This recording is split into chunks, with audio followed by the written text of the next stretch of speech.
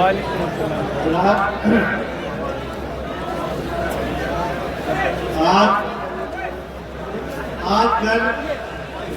पूरे उत्तर प्रदेश में SIR का बहुत चर्चा है। ये SIR क्या है और ये SIR से हमारा क्या ताल्लुक है और हमें उसे किस अंदाज से देखना है, इसके लिए कुछ मैं अर्ज मालूम करना चाहता हूँ। आप हजार जानते हैं कि हर साल वोटर लिस्ट बनती है, लेकिन इस साल की जो वोटर लिस्ट इलेक्शन कमीशन की जानिब से बनाई जा रही है वो माजी में बनने वाली वोटर लिस्ट से बिल्कुल अलग थलग है। इस वोटर लिस्ट में शामिल होने के लिए अब हमको हर सूबे के सारे बाशिंदों को अपनी शहरियत साबित करनी पड़ेगी कि आप इस मुल्क के शहरी हैं या नहीं हैं। दस्तावेज जो इलेक्शन कमीशन ने 11 दस्तावेज बताए हैं, उसको की रोशनी में अगर आप इस मुल्क के शहरी होंगे तो आपका नाम वोटर लिस्ट में शामिल किया जाएगा। इलेक्शन कमीशन ऑफ इंडिया ने इस SIR में मुल्क के शहरियों को 4 हिस्सों में उनकी डेट ऑफ बर्थ की बुनियाद पर तकसीम किया है। वो समाप्त करवाने जिनकी पैदाइश 1 जनवरी 1987 से कब्ल हुई है और उनका नाम 2003 की वोटर लिस्ट में है। ऐसे वोटर्स जिनकी पैदाइश 1 जुलाई 1987 से कब्ल हुई है और 2003 की वोटर लिस्ट में नाम है, उनको किसी भी तरीके का दस्तावेज जमा करने की कोई जरूरत नहीं है। उसको सिर्फ गणना पत्र भरना है। तो गणना पत्र के भरते ही जब ड्राफ्ट वोटिंग लिस्ट आएगी तो उसमें आपका नाम आ जाएगा।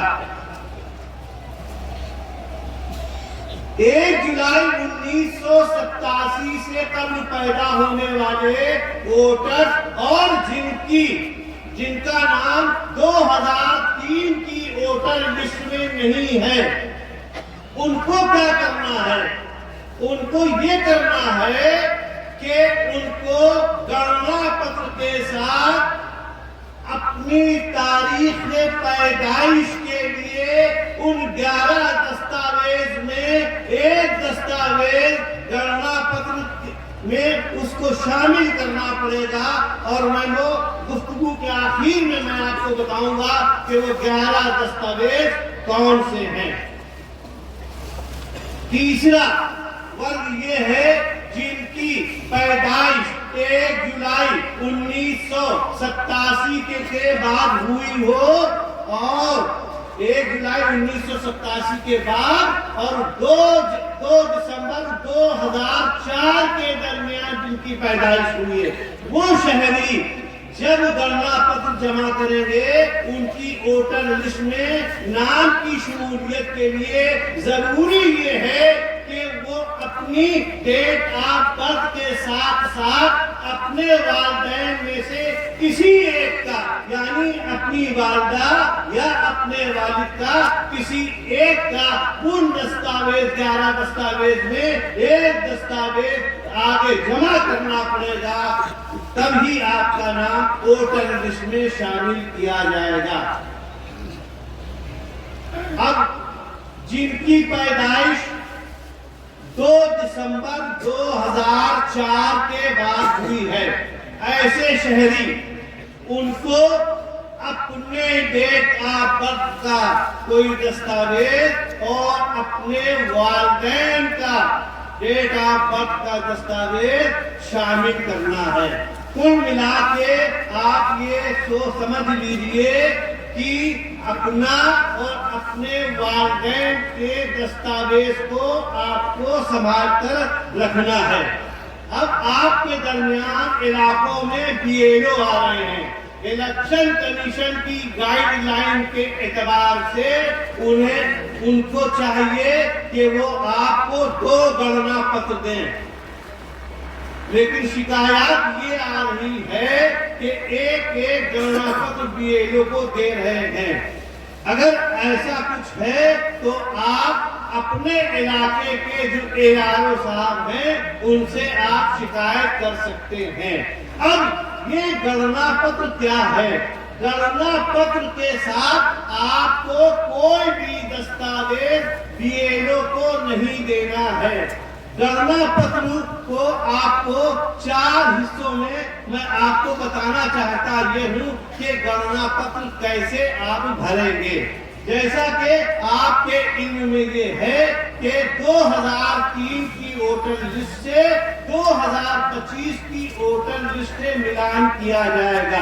उसी तरीके से ये इलेक्शन कमीशन ऑफ इंडिया का गणना पत्र आपके सामने आपके बीएलओ ने दिया है। अब मैं आपकी खिदमत में ये गुजारिश करना चाहता हूँ कि आप इसको किस तरीके से भरेंगे। ये बहुत अहम मसला है।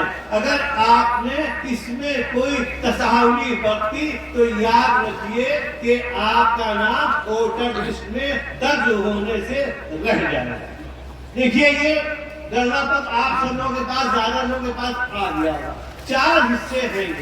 एक हिस्सा जहाँ जो फोटो लगा हुआ है इसके नीचे वाले हिस्से में आपको 2025 की जो जानकारियां हैं वो भरना है।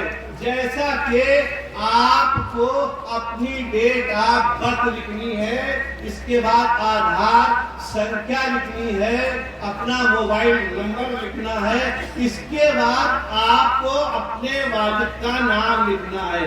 अगले कॉलम में आपको अपने वालिद का वोटर कार्ड नंबर लिखना है। ये ध्यान रहे कि कोशिश ये कीजिएगा कि 2025 की वोटर लिस्ट में जो आपके वालिद का वोटर कार्ड नंबर हो उसको आपको इसमें तहरीर करना है। इसके बाद आपको अपनी वालिदा का नाम लिखना है और इसी तरीके से आपको अपनी वालिदा का भी वोटर कार्ड नाम लिखना है।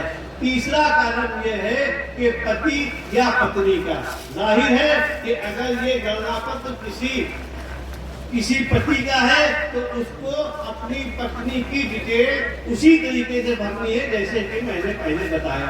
अब इसके बाद गणना पत्र के 2 हिस्से हैं, इसको बहुत अहम तरीके से आपको भरना है। ये जो दाना हिस्सा है उन लोगों को भरना है जिनका नाम 2003 की वोटर लिस्ट में दर्ज है। ध्यान रखें, किसको भरना है? जिनका नाम 2003 की वोटर लिस्ट में है। उनको क्या करना है?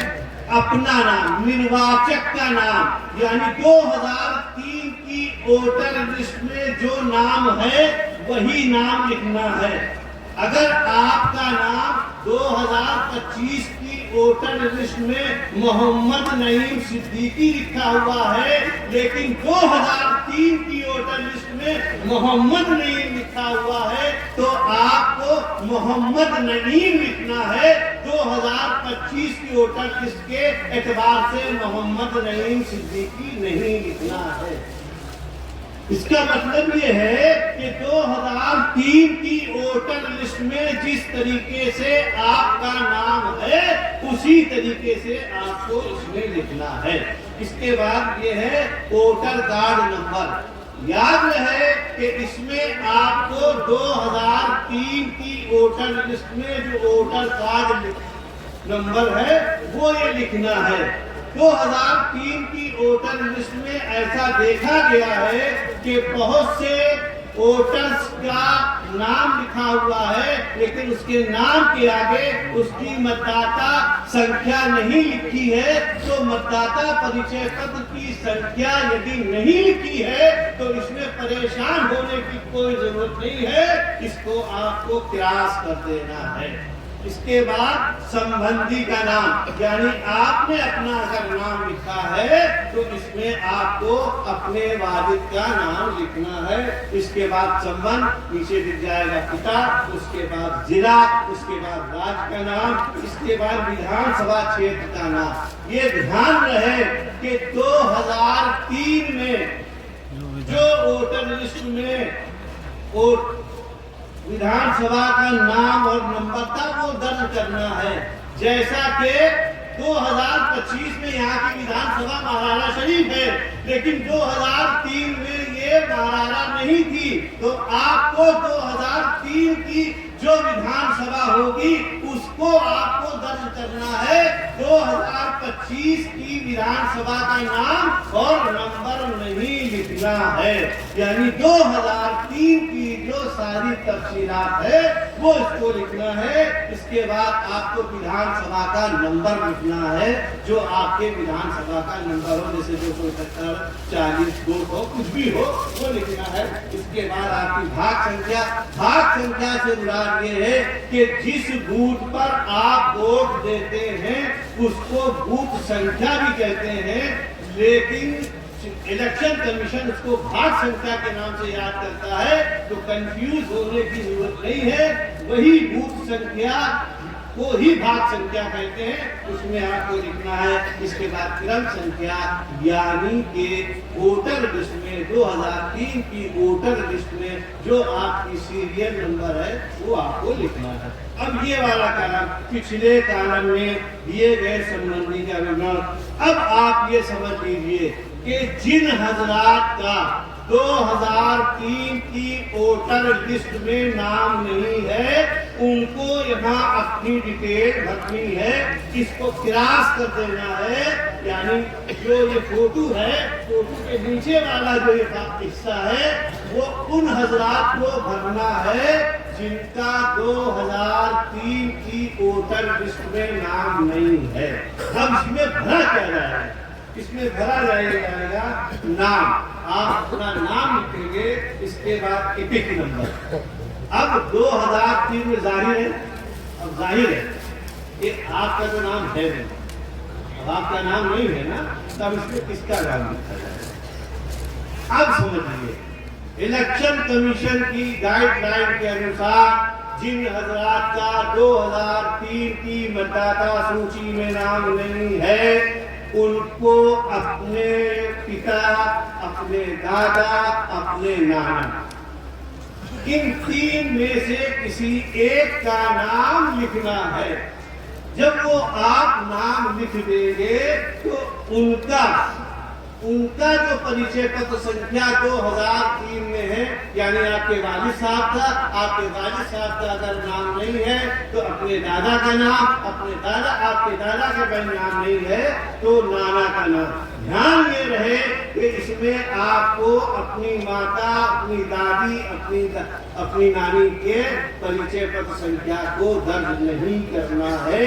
केवल आपको अपने पिता, अपने दादा और अपने नाना का नाम दर्ज करना है, उसकी मतदाता लिखना है।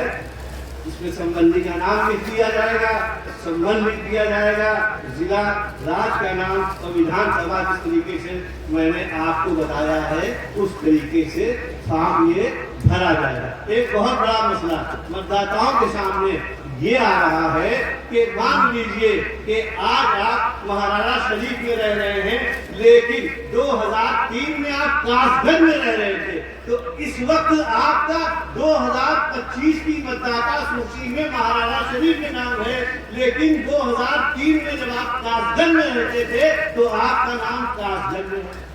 तो इससे भी भ्रमित होने की जरूरत नहीं है।